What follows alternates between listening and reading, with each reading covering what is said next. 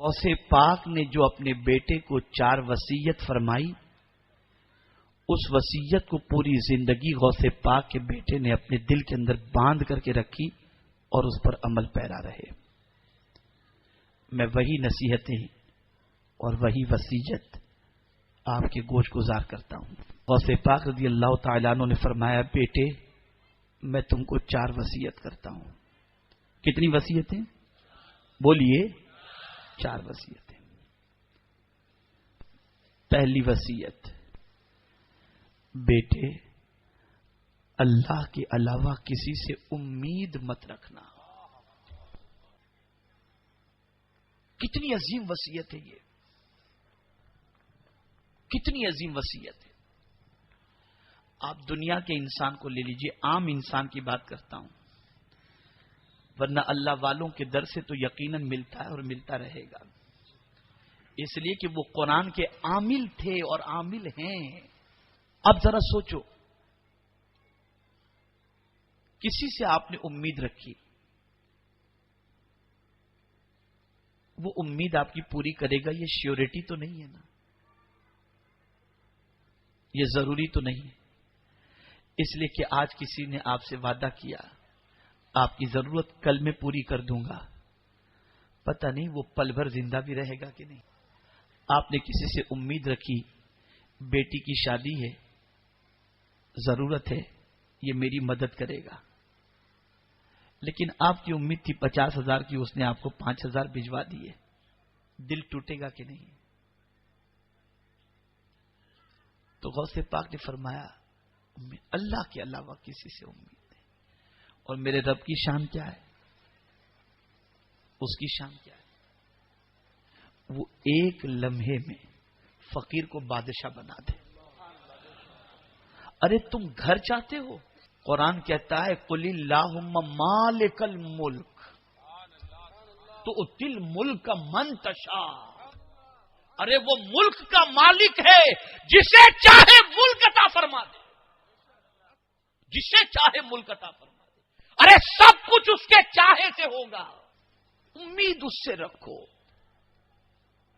مجھے یاد ہے ایک بزرگ کا واقعہ، ماضی قریب ہی کے اندر ایک بزرگ فرماتے تھے، مجھ سے انہوں نے فرمایا کہ مولانا، یاد سے تقریباً 15 سال پہلے کی بات ہے کم و بیش، انہوں نے فرمایا مولانا میری پوزیشن اتنی اسٹرانگ نہیں تھی، اور میرا بیٹا جو ہے نا وہ ایس ایس سی کے اندر میرٹ لسٹ کے اندر آیا تھا،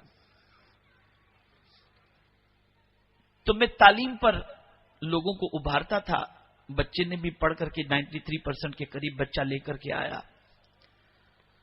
تو کچھ سرمایہ دار جو مجھ سے قریب تھے مبارکباد دینے کے لیے آئے، مٹھائی لے کر کے آئے، حضرت قبول فرمائے۔ میں قبول کرتا رہا، لیکن دماغ میں ٹینشن تھا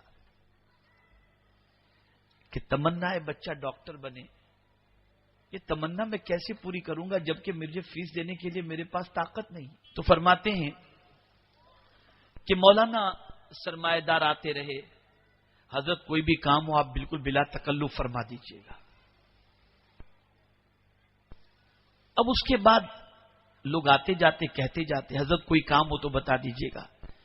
ایک روز ایک بہت قریب کا آدمی آیا اور اس نے آ کر کے کہا کہ حضرت کوئی بھی کام ہو مجھے بتا دیجیے گا، جبکہ وہ جانتا تھا کہ مجھے میرے بیٹے کو ڈاکٹر بنانا ہے، میری کیپیسٹی نہیں ہے، نہیں ہے میری کیپیسٹی، پھر بھی مجھ سے وہ کہتا ہے کہ کوئی کام ہو تو مجھے بتا دینا۔ وہ کہتے ہیں کہ میں اندر سے ٹوٹ گیا اندر سے، اور میں عصر کی نماز کے لیے گیا۔ نماز کے بعد میں نے اپنے رب کی بارگاہ میں عرض کی، میرے مولا تو نے مجھے اتنا کمزور بنایا ہے کہ ہر کوئی کہتا ہے مجھ سے مانگو، خدا کی قسم میں نہیں مانگوں گا، صرف تجھ سے مانگتا ہوں،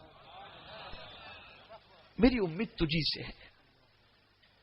وہ فرماتے میں عصر کی نماز پڑھ کر کے اپنے حجرے میں پہنچا، ایک صاحب آئے، ایک موٹا سا لفافہ مجھے دے کر کے چلے گئے، میں ان کو جانتا تک نہیں تھا۔ تب اللہ کی بارگاہ میں مغرب کے بعد سجدہ کر کے میں نے کہا، میرے کریم جو تجھ سے اچھا گمان کرتا ہے تو اس کی لاج رکھ ہی لیتا ہے. اس سے امید رکھو. دنیا کا انسان دے گا احسان جتائے گا،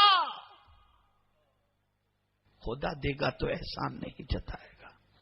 اور یہ بات یاد رکھو، دنیا کے انسان سے مانگو تعلق ختم، اسے برا لگے گا کتنا ہی کلوز کیوں نہ ہو. جہاں مانگے رشتے میں دراڑ پیدا ہو گئی، اس کو مانگنا اچھا نہیں لگتا. اے میرے کریم تیری عظمتوں پر قربان کہ تجھ سے کوئی نہیں مانگتا تو تجھے اچھا نہیں لگتا. بندے سے مانگو تو بندے کو اچھا نہیں لگتا، اور خدا سے نہ مانگو تو خدا کو اچھا نہیں لگتا.